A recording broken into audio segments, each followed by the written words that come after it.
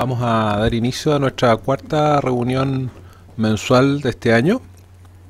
Eh, Hoy probablemente por un día lluvioso con poca gente acá en presencia, pero esperamos que con harta gente conectada en línea. Sabemos que es lo que está, que hay mucho más gente conectada que los que están viniendo presencialmente, así que contento en ese sentido de poder llegar a distintas partes de Chile. Eh, Hoy día vamos a hablar de un tema que es la sarcopenia en enfermedad hepática avanzada y pretrasplante, y nos lo va a mostrar la doctora Claudia Pavés de la Clínica de Ávila. Doctora Pavés, le pido que nos pueda ilustrar. Hola, muy buenos días a todos. Bueno, muchas gracias por la invitación, y yo le voy a hablar de este tema que está, la verdad, que bastante de moda, sarcopenia en enfermedad hepática avanzada y pretrasplante.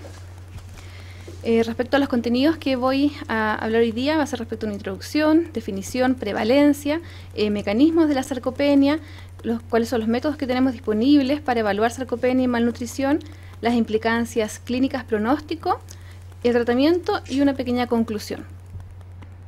Bueno, como introducción, sabemos que la mortalidad de los pacientes con cirrosis hepática es bastante elevada hoy en día. Por ejemplo, en el año 2015 se sabe que más de 3.000 pacientes en Estados Unidos no llegaron a la lista de trasplante, ya sea por progresión de su enfermedad o porque fallecieron, ¿ya? Y la sarcopenia es una de las complicaciones más frecuentes de la cirrosis, pero que la verdad es que antes no era muy estudiada, con una elevada mortalidad, con bastante mal pronóstico y que impacta en forma bastante negativa la sobrevida y la calidad de vida de estos pacientes. Por otra parte, la sarcopenia no está incluida hasta el momento dentro de los scores de gravedad actualmente disponibles. ¿Cuál es la definición de sarcopenia? La verdad es que ha cambiado durante el tiempo, pero finalmente es un síndrome caracterizado por una pérdida progresiva y generalizada de la masa muscular esquelética asociada a una disminución de la fuerza muscular. Por otra parte está la obesidad sarcopénica, que es una pérdida de la masa muscular, pero con aumento de la grasa corporal total. Respecto a la prevalencia, es una patología bastante prevalente. Se cree que más o menos que el 40% de los pacientes que están siendo evaluados para trasplante hepático presentan sarcopenia. Es mucho más frecuente en los hombres que en las mujeres, y es más frecuente y de peor pronóstico en pacientes asiáticos.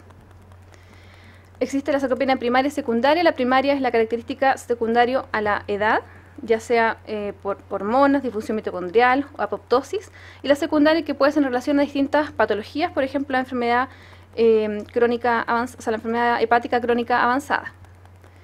Hay múltiples mecanismos que pueden llegar a la sarcopenia, por ejemplo pacientes que tienen mucho menos actividad, que tienen un desbalance a nivel de las proteínas, que muchas veces tienen disminución de las hormonas anabólicas, como disminución de la testosterona o de la hormona de crecimiento, alteraciones también con insuloresistencia, disfunción mitocondrial, disminución generalmente de la dieta en estos pacientes, y también aumento de los factores inflamatorios.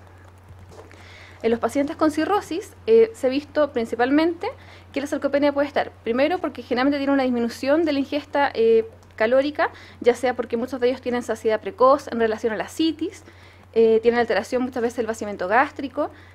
Además se ha visto que tienen pérdida del apetito en relación a citoquinas como TNF-alfa, y además se ha visto que tienen aumento de la leptina, que es un inhibidor del apetito. También tienen, por ejemplo, a nivel del tienen un estado hipermetabólico, con aumento de la circulación hiperdinámica, con aumentos de citoquinas, que activan el hipermetabolismo. Además tiene una inadecuada síntesis y absorción de micro y macronutrientes, tienen disminución de la reserva del glucógeno hepático, etcétera. La verdad es que tienen múltiples factores de riesgo que finalmente van a llevar que el paciente tenga más riesgo de desarrollar una sarcopenia. Además se ha visto que tienen aumento de la oxidación de los ácidos grasos y aumento también de la gluconeogénesis temprana. Y se sabe que el sustrato de esta gluconeogénesis son aminoácidos de cadena ramificada y aromáticos, que son derivados de la proteólisis del músculo esquelético, lo que finalmente va a llevar a una debilidad muscular. Se sabe además que la mayoría de los pacientes tienen un aumento del amonio plasmático, y este aumento del amonio plasmático regula la miostatina. Ya la miostatina es una proteína que es producida y liberada por los miocitos, y altera la síntesis proteica y aumenta la autofagia, ¿ya? Por lo tanto, estas La myostatina actúa a nivel de las células musculares de una manera autocrina que inhibe la miogénesis, el crecimiento y la diferenciación de las células musculares.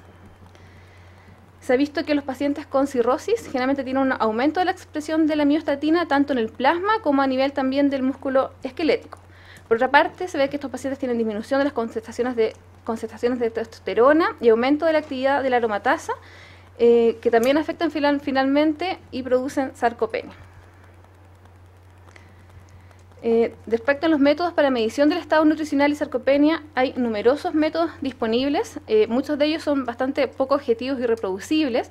Por ejemplo, está la evaluación global subjetiva, que principalmente está determinado por el examen físico, medición de grasa subcutánea, presencia de edema periférico, el IMC. Sin embargo, esto es bastante subjetivo, tiene baja sensibilidad en cirrosis y además que muchas veces subestima el estado nutricional de los pacientes. Por otra parte están los exámenes de laboratorio que muchas veces permiten evaluar la malnutrición de estos pacientes, como el INR, la albúmina, la prealbúmina, la creatinina. Sin embargo, la mayoría de estos pacientes tienen una función sintética bastante alterada y por lo tanto también sobreestima la malnutrición de estos pacientes. Por otra parte, se ha visto que la evaluación de la masa muscular, ya sea masa, función o calidad, sería el método objetivo más importante para poder determinar el estado nutricional y la sarcopenia en los pacientes con cirrosis. Aquí hay una tablita que muestra principalmente cuáles son los distintos métodos para cuantificar el músculo esquelético en los pacientes con cirrosis, siendo el más importante el escáner o la resonancia. ¿Ya? Por otra parte, también, por ejemplo, aquí hay distintas formas: absorciometría dual de rayos X, impedancia bioeléctrica, desplazamiento de aire por pletimografía, medición del pliegue cutáneo también con un caliper, fuerza de empeñadura utilizando un dinamómetro. La verdad es que hay múltiples opciones y técnicas para poder medir la sarcopenia. Sin embargo, la más utilizada hoy en día y la que se ocupa en los distintos trabajos a nivel mundial es medición de la masa muscular por imágenes transversales, ya sea escáner o resonancia, que la verdad es que es el gold standard, que es una técnica bastante objetiva y reproducible en estos pacientes.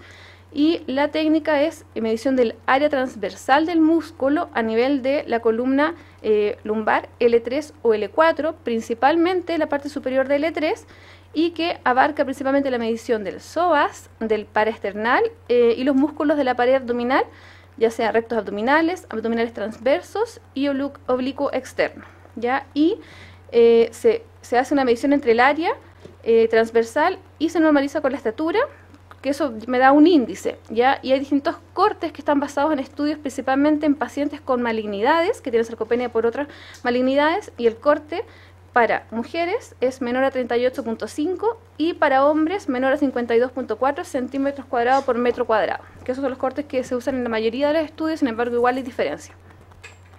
Aquí podemos ver estos dos pacientes. Lo rojito es el músculo, es la masa muscular.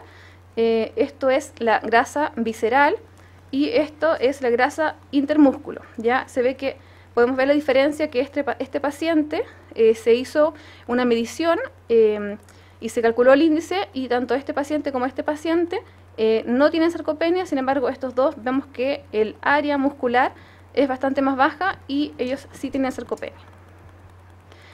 Por otra parte, ¿cuáles son las implicancias clínicas de la sarcopenia y el pronóstico de estos pacientes? Se ha visto que los pacientes que tienen sarcopenia y cirrosis, primero tienen mayor mortalidad relacionada a sepsis, además tienen mayor mortalidad global y más riesgo de tener que salir de la lista de espera, tienen mala calidad de vida y además hay una relación en el pronóstico de los pacientes con hepatocarcinoma y cirugías. Y por otra parte, los pacientes que tienen sarcopenia y la relación con post-trasplante, se ha visto que estos pacientes en general también tienen un aumento de la mortalidad post-trasplante, tienen un aumento del riesgo de infecciones post-trasplantes y tienen también mayor estadía hospitalaria en UCI y además durante toda la hospitalización. Acá hay distintos trabajos que muestran los outcomes adversos de estos pacientes. Por ejemplo, muestran que tienen más riesgo de infección post-trasplante, mayor tiempo de ventilación mecánica, mayor de 5 días de estadía en UCI, mayor riesgo de infecciones. La verdad es que hay múltiples trabajos que avalan esto. Esto es una revisión de Aldo Montano Loza de julio, o sea, del 2014, donde evaluó pacientes que estaban siendo listados para trasplante y vio que 40% de ellos tenían sarcopenia, los que estaban siendo listados. Y vio que los pacientes, estos son pacientes con cirrosis y estos son pacientes con cirrosis y hepatocarcinoma, y vio que los pacientes que tenían sarcopenia, la sobrevida era mucho más baja en ambos casos en relación con los pacientes que no tenían sarcopenia. La probabilidad de sobrevivir a 6 meses fue de 71% sarcopénicos y 90% en no sarcopénicos. Por otra parte, acá hay otro estudio en que muestra la malnutrición y la sarcopenia como predictor de outcomes post-trasplante que son independientes del MELD, y vio que los pacientes que tenían sarcopenia tenían primero más infecciones intrahospitalarias, más tiempo de duración de la ventilación mecánica, más de 24 horas, más de 5 días de estadía en UCI, más de 20 días de hospitalización, y la mortalidad a 12 meses también era mayor, los pacientes con sarcopenia versus sin sarcopenia pretrasplante. Por otra parte, acá hay otro, un metaanálisis incluyó 19 estudios, en total 3.800 pacientes, donde la prevalencia de sarcopenia fue entre un 22 y un 70%, y la sarcopenia fue también un factor pronóstico de mortalidad, tanto en pacientes que estaban en lista de espera, como también post-trasplante. Acá hay otro estudio multicéntrico que incluyó 396 pacientes de 5 centros distintos de Norteamérica, donde también el outcome primario fue evaluar la mortalidad en lista de espera. De estos pacientes, 277 eran hombres y 119 eran mujeres. De los hombres, 50% tenían sarcopenia y tenían un 70% de aumento del riesgo de mortalidad de lista de espera. Por otra parte, las mujeres, 33% de ellas tenían sarcopenia y tenían un 182% de aumento de la mortalidad, que lo que fue bastante significativo, con una tasa de mortalidad de mujeres con sarcopenia de 56% versus sin sarcopenia de 26%.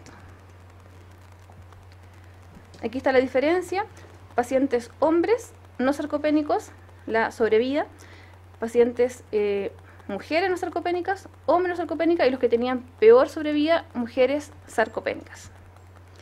Por otra parte, también hay varios estudios que muestran la relevancia de sarcopenia con la relación de sarcopenia, cirrosis y sepsis. Por ejemplo, acá hay un estudio del 2010 que incluyó 150 pacientes que vieron que la malnutrición proteica era un predictor independiente para infecciones y sepsis. Ya también aumento de la mortalidad durante la hospitalización. La proporción de pacientes con infecciones bacterianas después del trasplante fue significativamente mayor en pacientes que tenían malnutrición y que tenían sarcopenia. Tenía una alta frecuencia de sepsis, de muerte relacionada a sepsis post-trasplante, más que mortalidad relacionada a la falla hepática. Fue un predictor importante de la sarcopenia de mortalidad y sepsis post-trasplante, y se vio en este trabajo que la nutrición temprana vía enteral podría disminuir la incidencia de sepsis en el postoperatorio en pacientes con sarcopenia. Acá hay un trabajo que es de la Universidad Católica, que mostró la prevalencia, la fragilidad y sarcopenia en pacientes cirróticos y su relación con la gravedad de la insuficiencia hepática. Y ellos evaluaron principalmente cuál era la prevalencia de sarcopenia y fragilidad en estos pacientes. Lo que utilizaron para medir la sarcopenia fue bioimpedanciometría, fuerza muscular mediante dinamometría y la capacidad aeróbica mediante la velocidad de la marcha. ¿Ya? Y vieron que la prevalencia de sarcopenia fue de 27,4%, o sea, 17 de 62 pacientes tenían sarcopenia. Y por otra parte, vieron que la presencia de estas condiciones, sarcopenia y fragilidad, no tienen relación con la función hepática en estos pacientes. Por otra parte, respecto a la evaluación del pronóstico, lo que nosotros más hemos usado es el TILE y el MEL. Ahora principalmente el MEL sodio, que vemos que el sodio es un factor como independiente de la mortalidad, con mayor precisión de la mortalidad a corto plazo. Además hay otros estudios que incluyen, por ejemplo, también el sodio y la albúmina. También nos pueden ayudar a predecir el pronóstico de la gradiente portal y el test de caminata 6 minutos. Sin embargo, todos estos score o test que tenemos tienen la limitación de que falta la evaluación del estado nutricional y funcional de estos pacientes. Y por eso hay un estudio que muestra la relación del score MEL sarcopenia, que este es un trabajo que incluyó entonces al sarcopenia al MELD. Se incluyeron 669 pacientes que estaban siendo evaluados para trasplante. De ellos, 45% tenían sarcopenia. Pacientes con sarcopenia que claramente tienen disminución de la masa muscular. Y se vio que los pacientes con sarcopenia tenían una mediana de sobrevida mucho más corta en relación con los pacientes sin sarcopenia. Se vio que la mortalidad global a 3 meses fue de 0,82 para el grupo MELD y 0,85 para el MELD sarcopenia, que no fue significativo. La mortalidad a 1 año fue de 0,7 y 0,67 respectivamente, pero sin embargo la mortalidad a los 3 meses en pacientes con MELD menor a 15 y ascitis refractaria fue significativamente mayor en MELD sarcopenia comparado con el MELD solo. ¿Ya? ¿Cuál fue la conclusión de este trabajo? Que la modificación del MELD a MELD sarcopenia se asocia con mejoría en la predicción de la mortalidad en pacientes con cirrosis, pero principalmente esto está determinado en pacientes que tienen un MELD score bajos. Ahí la sarcopenia tiene más importancia. Y se vio que la sarcopenia, si está presente, equivale a agregar 10 puntos en el MELD. Y esto no se vio en pacientes que tenían MELD más alto, en donde la sobrevida se dio más por el MELD, o sea, por la función hepática, más que por la presencia de sarcopenia. Respecto al tratamiento, principalmente está la parte nutricional, fármacos, ejercicio, cambios en el estilo de vida y también está descrito la utilización del TIPS. Respecto a lo nutricional, lo más importante es el consumo de proteínas, ya que se sabe que entre 1,2 a 1,5 gramos por kilo día, pero idealmente 1,5 gramos por kilo día. Se ha visto que es seguro, que es bien tolerado y que, pero de todas maneras el efecto beneficioso a largo plazo no está del todo claro, pero igual es lo que se recomienda. Las proteínas deben ser 15 a 20% de la ingesta calórica. Los suplementos, tanto suplementos proteicos como aminoácidos principalmente de cadena ramificada son los que son más estudiados, ¿ya? Y hay efectos beneficiosos de la masa muscular, es bastante seguro su uso, mejoraría la calidad de vida relacionada con la salud y además se ha visto que hay implicancia en disminución de las complicaciones, principalmente en encefalopatía y mejoría en TILE y el MELD. El problema es que muchas veces no tienen un sabor muy agradable y a los pacientes no les gusta mucho. Los aminoácidos esenciales enriquecidos con leucina también son bastante importantes. ¿Por qué? Porque la leucina es sustrato esencial para la síntesis de proteínas y tiene un valor o un rol clave en el anabolismo del músculo esquelético, síntesis proteica y la regulación de la autofagia. Además, distintos estudios sugieren que los pacientes tengan una colación durante la tarde-noche, principalmente por carbohidratos complejos, que esto ayudaría a mejorar la masa muscular y el metabolismo energético, idealmente colaciones de 200 a 400 kilocalorías, ¿ya? ¿Y por qué carbohidratos? Principalmente para prolongar la absorción durante la noche y proveer una fibra dietética. Y siempre también ver la preferencia del paciente para tener un mejor cumplimiento. Respecto al TANT, intrahepático portosistémico, TIPS, hay distintos estudios que muestran que el TIPS tiene un efecto directo en la composición corporal y en otros marcadores del estado nutricional. Un estudio que incluyó 57 pacientes con TIPS versus 32 pacientes sin TIPS, se les midió el área muscular del psoas y paraespinal con escáner y se vio que era mucho mayor, o sea, aumentaba significativamente en el grupo de los pacientes que tenían TIPS. La sarcopenia mejoró en 41, o sea, 72% de estos pacientes. Y por otra parte se vio que la falla en revertir la sarcopenia en pacientes con TIPS era un predictor de alta mortalidad versus una reversión exitosa con una mortalidad de 43,5% si es que no tenían reversión de la sarcopenia, a diferencia de 9,8 en el caso de que tuvieran reversión de la sarcopenia post-TIPS. Y además hay otros 2 estudios más que usaron impedancia bioeléctrica para el estudio de sarcopenia y que ellos tenían una mejoría progresiva de la masa muscular post-TIPS.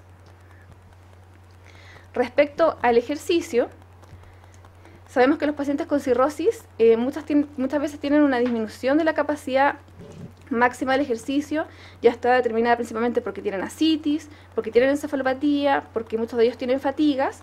Sin embargo, el ejercicio, incluyendo la actividad física aeróbica como la resistencia, son bastante importantes para el metabolismo muscular, para mejorar la masa muscular esquelética, la fuerza, la resistencia y la función cardiopulmonar. Por otra parte, se ha visto que muchas veces con el ejercicio moderado estos pacientes inicialmente pueden tener un aumento de la presión portal y que tienen más riesgo también de sangrado varicial, por lo que muchos de los trabajos que encontré hablaban sobre el beneficio de una profilaxis farmacológica con propanolol pretratamiento, pero no hay nada así como recomendado, pero muchos de los estudios lo usaban y lo sugerían por el riesgo de aumento de la presión portal con ejercicio moderado al inicio, que generalmente después tiende a bajar. Respecto al ejercicio, no hay así como guías ni de la Asociación Europea ni Americana para qué ejercicio utilizar estos pacientes. Sin embargo, en base a ensayos clínicos randomizados se sugiere sesiones de 40 a 70 minutos, 3 veces por semana, de ejercicio moderado, idealmente supervisado, bicicleta o corredora. Sin embargo, esto de que sea supervisado igual es bastante difícil, costoso, tanto por el tiempo, necesidad de transporte, y lo que dicen finalmente que idealmente sean sesiones de 30 a 60 minutos de ejercicio aeróbico y resistencia, y que en total sean más de 150 minutos por semana. Eso es lo ideal. Esto mejoraría tanto el ejercicio aeróbico, mejoraría la condición física general y la resistencia cardiopulmonar. En cambio, los ejercicios de resistencia pueden revertir la sarcopenia, mejorar la fuerza y la densidad mineral ósea. Esto debe ser mínimo por 3 meses en todos los pacientes, prohibir deportes de contacto y extenuantes, y siempre debe asociarse al suplemento de aminoácidos y asegurar una adecuada ingesta proteica, que es fundamental en estos casos. Respecto al tratamiento farmacológico, se están estudiando antagonistas de la miostatina, porque sabemos que niveles de miostatina en pacientes evaluados para lista de trasplantes son significativamente mayores en pacientes cirróticos que no cirróticos, y estudios en animales han mostrado que la expresión de miostatina podrían revertirse. Además, respecto al tratamiento, también hablan de la termogénesis de la actividad no relacionada con el ejercicio, donde estimulan a los pacientes a explicarle con distintas actividades de la vida diaria que uno puede hacer, donde también va a haber un consumo como de calorías de estos pacientes, y que van a ayudar también a mejorar el estado funcional de estos pacientes, ya sea cocinando, haciendo, no sé, pescando, lavando, etcétera. Que también es lo ideal que estos pacientes tengan como más movilidad y que tengan más cosas que hacer durante todos los días. Y como conclusión, la prevalencia de sarcopenia es bastante elevada, tanto sarcopenia como malnutrición en los pacientes con cirrosis. Tiene un impacto negativo en la supervivencia del paciente. Hay evaluación, la verdad que es bastante escasa en la práctica clínica. Es un factor de mal pronóstico, con incremento de la mortalidad pre y post trasplante, y sería un potencial factor modulador en la priorización del paciente en lista de espera. Eso. Si hay preguntas. Parece ser que la sarcopenia va a emerger como un concepto, un cambio de paradigma. Me gustaría preguntarle qué piensa usted acerca de cuál va a ser el rol real de la sarcopenia a futuro dentro de la evaluación de los pacientes.